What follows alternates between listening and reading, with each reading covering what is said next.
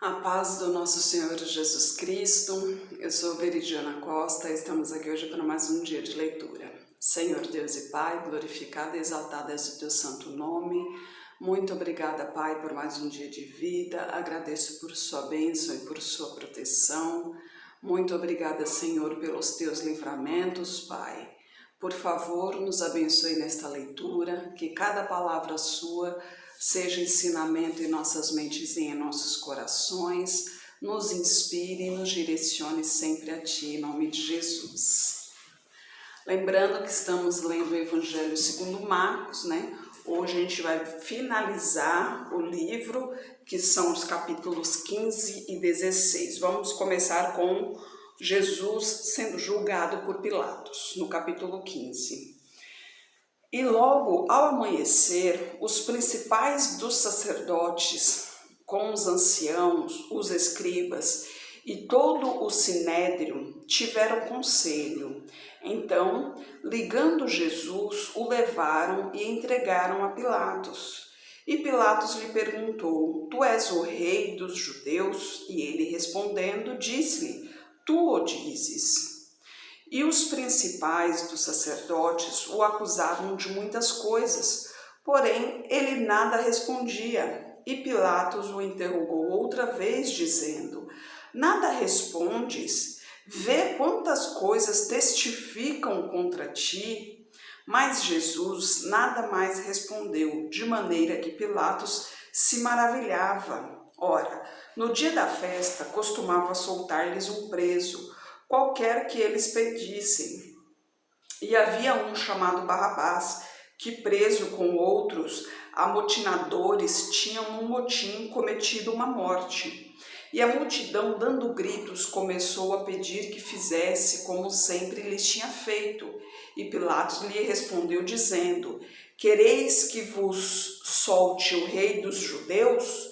Porque ele bem sabia que por inveja os principais dos sacerdotes o tinham entregado. Mas os principais dos sacerdotes incitaram a multidão para que fosse solto antes Barrabás. E Pilatos, respondendo, lhes disse outra vez: Que quereis, pois, que faça daquele a quem chamais rei dos judeus? E eles tornaram a clamar: Crucifica-o. Mas Pilatos lhes disse: Mas que mal fez? E eles cada vez mais clamavam: Crucifica-o. Então Pilatos, querendo satisfazer a multidão, soltou-lhe Barrabás, e açoitado Jesus, o entregou para ser crucificado.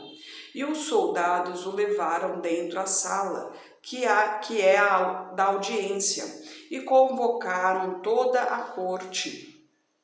E vestiram-no de púrpura, e tecendo uma coroa de espinhos, lhe a puseram na cabeça, e começaram a saudá-lo, dizendo: Salve, rei dos judeus! E feriram-no na cabeça com uma cana, cuspiram nele, e postos de joelho o adoraram. E, havendo-o escarnecido, despiram-lhe a púrpura e o vestiram com as suas próprias vestes, e o levaram para fora a fim de o crucificarem. E constrangeram um certo Simão, Cirineu, pai de Alexandre e de Rufo, que por ali passava, vindo do campo, a que levasse a cruz, e levaram-no ao lugar do Gólgota, que se traduz por lugar da caveira, e deram-lhe a beber vinho com mirra, mas ele não o tomou. E, havendo-o crucificado, repartiram as suas vestes, lançando sobre elas sortes para saber o que cada um levaria. E era a hora terceira, quando o crucificaram, e por cima dele estava escrita a sua acusação: o rei dos judeus. E crucificaram com ele 2 salteadores, um à sua direita e outro à sua esquerda. E cumprindo-se a escritura que diz: E com os malfeitores foi contado, e os que passavam blasfemavam dele, meneando as suas cabeças e dizendo: Ah, tu que derrubas o templo e em 3 dias o edificas, salva-te a ti mesmo e desce da tua cruz. E da mesma maneira também os principais dos sacerdotes, com os escribas, diziam uns para os outros, zombando: salvou os outros e não pode salvar-se a si mesmo. O Cristo, o Rei de Israel, desce agora da cruz para que o vejamos e acreditemos. Também os que com ele foram crucificados o injuriavam. E chegada a hora sexta, houve trevas sobre toda a terra até a hora nona. E à hora nona, Jesus exclamou com grande voz, dizendo: Eloi, Eloi, lama sabachthani, que traduzido é: Deus meu, por que me desamparaste? E alguns dos que ali estavam ouvindo isto diziam: eis que chama por Elias. E um deles correu a embeber uma esponja em vinagre, e pondo-a numa cana, deu-lhe a beber, dizendo: deixai, vejamos se virá Elias tirá-lo. E Jesus, dando um grande brado, expirou.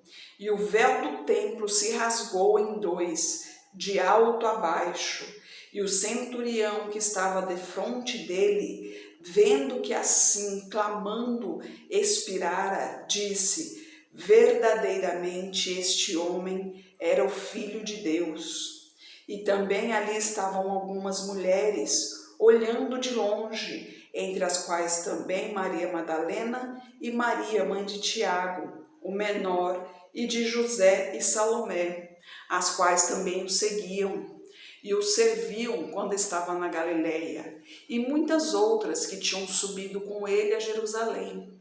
E chegada a tarde, porquanto era o dia da preparação, isto é, a véspera do sábado, chegou José de Arimateia, senador honrado, que também esperava o reino de Deus, e ousadamente foi a Pilatos e pediu o corpo de Jesus. E Pilatos se maravilhou de que já estivesse morto.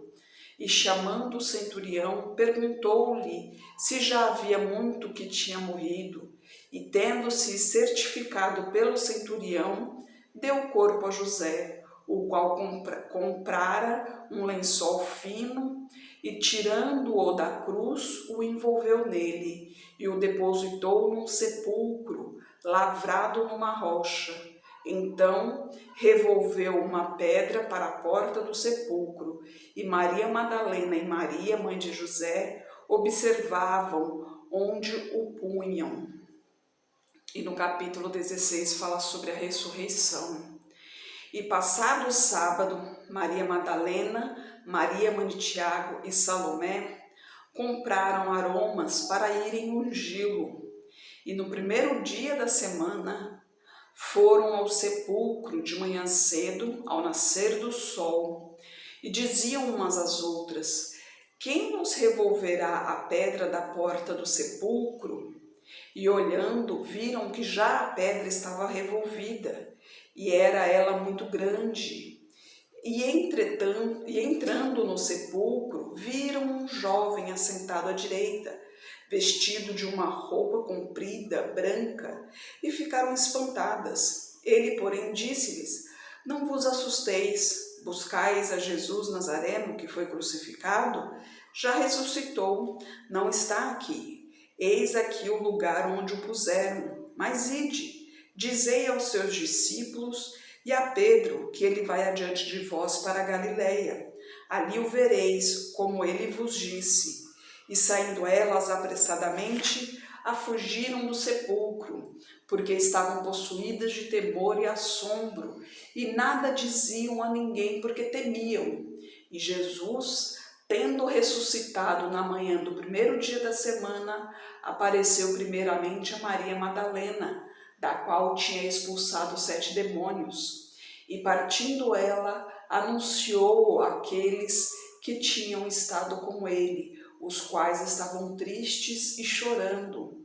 E ouvindo eles que vivia e que tinha sido visto por ela, não o creram. E depois manifestou-se de outra forma a 2 deles que iam de caminho para o campo. E indo estes, anunciaram aos outros: mas nem ainda estes creram. Finalmente apareceu aos 11, estando eles assentados à mesa, e lançou-lhes em rosto a sua incredulidade e dureza de coração, por não haverem crido nos que tinham visto já ressuscitado, e disse-lhes: ide por todo o mundo, pregai o evangelho a toda criatura. Quem crer e for batizado será salvo, mas quem não crer será condenado. E estes sinais seguirão aos que crerem. Em meu nome expulsarão os demônios, falarão novas línguas, pegarão nas serpentes, e se beberem alguma coisa mortífera, não lhes fará dano algum. E porão as mãos sobre os enfermos e os curarão. Ora, o Senhor, depois de lhes ter falado, foi recebido no céu e assentou-se à direita de Deus. E eles, tendo partido, pregaram por todas as partes, cooperando com eles o Senhor e confirmando a palavra com os sinais que se seguiram. Amém. Oh, glória a Deus, né? Que maravilha! Jesus Cristo naquele momento nos redimiu do pecado, né? Naquele momento Ele nos concedeu a oportunidade de sermos salvos. Se Jesus Cristo não tivesse sido crucificado ali naquele momento, hoje a gente não teria essa oportunidade de salvação. Lembre-se, Ele passou por tudo isso, por mim, por você. Ele pagou um preço alto por nós, para que nós possamos estar ao lado dele um dia. Haverá o julgamento, e no dia do julgamento, qual será, né, o veredito da sua vida, né? Você será salvo ou não? Ainda está em tempo, né? Se chegue a Jesus Cristo, arrependei de seus pecados, se volte ao Senhor, arrependei de coração, ande nos caminhos do Senhor, né? Batize-se nas águas do Senhor para tornar-se nova criatura, né? Nova criatura nos caminhos do Senhor. Ele ainda te dá essa oportunidade para que quando vier o reino de Deus, você possa andar com Ele no reino de Deus, né? Possa viver com Jesus Cristo ali como irmão, possa se tornar filho de Deus já aqui nesta vida, para que no reino de Deus se torne como os anjos, né? Que é exatamente isso que a Bíblia diz, nós seremos como os anjos no reino de Deus. Imagina só que maravilha, né? E enquanto estamos aqui, a partir do momento que nos tornamos filhos do Senhor, veja bem, né? Já falamos sobre isso aqui, mas eu vou repetir. Todos nós somos criaturas de Deus. A partir do momento que você se arrepende de seus caminhos, de seus maus caminhos, né? Que você se volta para o Senhor, que você aceita Jesus Cristo como seu Salvador, que você se batiza nas águas, você se torna filho do Senhor, né? E templo do Espírito, o seu corpo se torna templo do Espírito Santo. Aí o Espírito Santo entra no seu coração e a partir desse momento ele é quem te guia, né? Então, quando acontecem as coisas, por isso que eu sempre falo aqui, né? Porque é isso que Jesus diz, né? Quando Jesus diz tudo coopera para o bem daquele que crê, é exatamente por isso, porque o Espírito Santo nos guia. Então, a gente tem tribulações, né? A gente tem problemas, né? Como todo mundo, temos sim, como todos têm problemas, né? Independente de seguir ou não a Deus. A diferença é que quem segue a Deus, quem é filho de Deus, esse vê a solução, porque o Espírito Santo mostra a solução. E antes de tudo, a gente tem paz, a gente não se desespera com qualquer problema. Então, é muito mais fácil você enfrentar os problemas quando tem o Espírito Santo dentro de você. E a gente sabe que o problema maior não é esse mundo aqui, porque a briga maior não é esse mundo aqui. Que a briga maior é espiritual. E essa briga não somos nós quem brigamos, é Deus contra Satanás, né? Então são os anjos do Senhor contra os anjos do demônio, né? Os anjos caídos. Então nós não estamos nessa briga, né? Pelo contrário, Deus está aqui para nos salvar, porque o demônio quer que nós vamos para lá, para sofrer eternamente lá do lado dele, no fogo ardente, né? Onde só há dor e ranger de dentes. Mas Deus quer nos afastar dessa dor, desse tormento. Deus quer nos levar ao lado dele. Deus quer que vivamos eternamente ao lado dele, com paz e tranquilidade. Mas isso depende do que nós fazemos, das nossas escolhas aqui na Terra. Então reflita, né?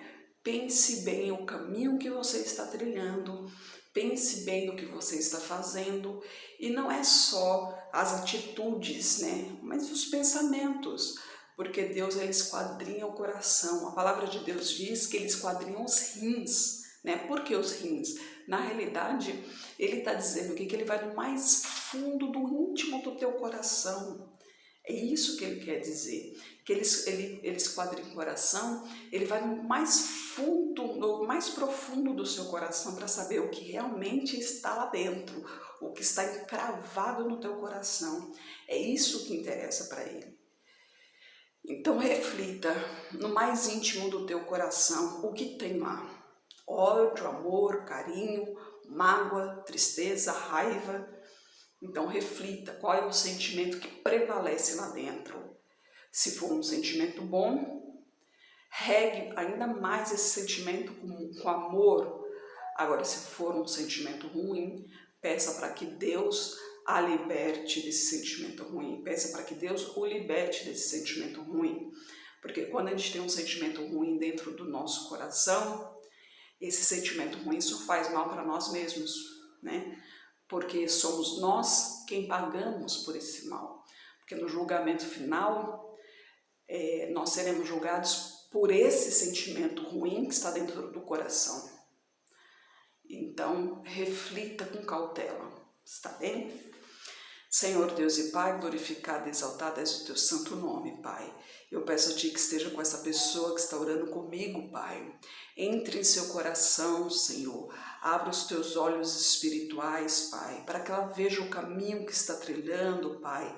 Para que ela enxergue qual o verdadeiro caminho, qual o caminho a seguir, que é o teu caminho, Pai. Para que ela entenda, Senhor, que quem anda contigo tem a salvação, Pai, tem a oportunidade de salvar-se, de libertar-se desse mal, Pai, tem a oportunidade de vida plena, de vida tranquila, de vida de paz, Pai, no mundo que o Senhor escolheu para nós, Senhor.